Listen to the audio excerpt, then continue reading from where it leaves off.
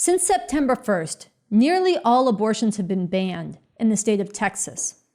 And on Monday of this week, the Supreme Court heard arguments over whether to even allow abortion providers and the Department of Justice to go to court to block this blatantly unconstitutional law. Now, I've written about what's at stake in this case at revcom.us, and we will cover it as it goes forward here on this show. But today we want to highlight another case coming before the Supreme Court on December 1st. A case out of Mississippi that bans all abortions after 15 weeks into pregnancy. This is a case that will give the Supreme Court the opportunity, if they choose to overturn abortion protections nationwide by overturning their own landmark 1973 Roe v. Wade decision that first legalized abortion nationwide. Here we want to speak to a view that is widespread among abortion rights so-called leaders and extremely deadly. This view was concentrated in an op-ed that was published in the New York Times on Monday, co-authored by Kathryn Kolbert and Julie F. Kay, titled, "Roe is as good as gone. It's time for a new strategy." The next day, Kolbert, who is a lawyer who has argued abortion rights cases before the Supreme Court in the past, appeared on Democracy Now! And distilled her basic argument. She begins like this. I think the most important thing is we have to keep, we have to make sure that we don't keep hitting our heads against the marble staircase. Save Roe, save Roe, save Roe has been our mantra for so many years, and it no longer works because of the ultra-conservative nature of this Supreme Court. First, by banging our heads against the marble staircase, she's talking about the Supreme Court. She's saying the Supreme Court is packed with conservative judges. Really, they should be called fascists. So let's just give up on defending Roe v. Wade, the decision that first legalized abortion. She is saying, before this right is even overturned, before the Supreme Court and the country have even heard the arguments that the lawyers will make on December 1st, before the many months before a ruling will be issued, likely in the spring or summer of 2022, months during which a fight could be mounted in the streets, where millions who do not want to see women slam backwards could be aroused to raise bloody hell and create an atmosphere where the court does not feel so free to take this right away. Before any of that, let's just give up. Let's call this what it is, capitulation. And it's as morally bankrupt as it would be devastating to women. Kolbert continues. We must instead look at three things: helping the women in the states that are going to ban abortion. And that could be as many as 20 or more states. It'll range in area from Georgia to Texas, from North Dakota all the way south to Arizona. Huge land areas in this country, abortion may be banned. And therefore, we've got to help those women get safe and legal procedures. Okay, let's start with a map. From Georgia to Texas, from North Dakota all the way down to Arizona.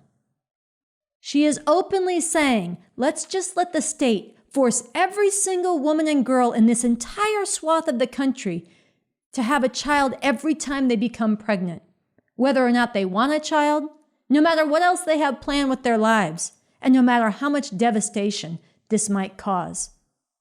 As for her program of helping women travel to other states to get abortions, I want to play an excerpt from an interview I did with the lead defender of the last abortion clinic in the entire state of Mississippi.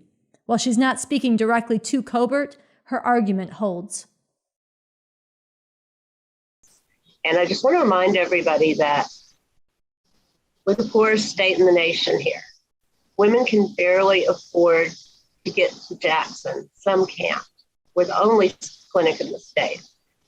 All these people saying, you can come to Illinois, we'll help you. You can come to, are you not paying attention? They can't get 2 hours from their home in Greenwood to Jackson. How in the heck are they going to afford to get to New York? So please remember that when you're saying you can come here. Besides how unrealistic it is to help all these women in this entire swath of the country travel to other states to get abortions, the idea that somehow, if we sit back and let abortion be criminalized in half the country, that the Christian fascist fanatics who sit on the Supreme Court and fill the Republican Party at all levels are going to allow abortion to remain legal in the rest of the country is sheer fantasy. So here, Kolbert gets to the core of her program. But most importantly, in my view, we've got to turn to the politics of this issue. We've got to turn to the political process and begin to take back those state legislators by electing people who are champions of the cause, electing people who will preserve women's rights, and begin to think about that as our most important task. Because until we control the legislatures of all of those states that will ban abortion, we will not be safe. She says we need to turn to the politics of the issue. Fine. But on what terms? What is needed is a massive society-wide fight in the streets and in the realm of public opinion for abortion on demand and without apology. We need to be our own champions, telling the truth that forced motherhood is female enslavement. We need a fight to defeat this assault. But that's not what Kolbert is talking about. She is talking about the politics of the possible, which, as Bob Avakian has pointed out, under this system and on its terms, is the politics of monstrosity. History has shown how this kind of logic of compromise, the logic of accommodating to the politics of the possible, is what allows good people to go along with and accept fascism. Kolbert's program is the next step in the logic of capitulation that has been led by the Democratic Party and the mainstream women's movement over decades. The very logic and program that has gotten us into this dangerous place. At the same time, Kolbert's program doesn't even take into account the acute political moment we find ourselves in now, a moment that was spoken to very powerfully by Tony Redtree several weeks ago on this show. And you do have a court that's actually now stacked against Roe versus Wade and a lot of other fundamental rights that are happening. And you have the Democrats who are actually playing by the rules. And so they're putting their head down and kind of preparing for the long, patient struggle to push the pendulum the other way.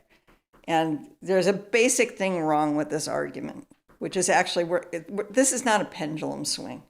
This is a moment in history where actually you have a fascist movement from the top of society down that's actually cohered to seize the ship of state and change everything, to change all the norms that people have been used to for so long in terms of the way this country has been run, from a capitalist democracy, which itself is a form of dictatorship, to one that's just openly fascist, and where they're not just going after the masses of people, but their own political opponents. So that's the moment that we're actually in. This is the moment we're in. But out of this same situation, where the norms that have held things together for so long are being torn up, it is also possible to get organized for the real solution, an actual revolution. This, not re-seizing the legislatures, is what it will take to ensure a future where women are finally free. Why? Because patriarchy, the oppression of women by men, is woven into the system of capitalism imperialism that rules over us, and it cannot be ended until this system is ended. This is why it took such an enormous fight to win abortion rights in the first place, and this is why they've been under attack every day since. But by overthrowing this system, establishing a new revolutionary state power, as envisioned and concretized in this Constitution for the new Socialist Republic in North America, written by Bob Avakian, it is possible to bring about a society where not only are women's most fundamental rights to reproductive freedom and control over their own destinies guaranteed, but where women and others are given backing to wage struggle to fully uproot every vestige of oppression based on gender and sexual orientation, and where all of society is mobilized to go to work to uproot oppression and exploitation in every form. This is what we need to lift our sights to. And we need a massive society-wide fight to defeat this fascist assault and also spur people to lift their heads and ask, why is this happening and what can really be done to solve it? This kind of massive struggle can not only create the best conditions to defeat this fascist assault, it can also change the whole atmosphere in society so that revolution is increasingly seen as the solution it is.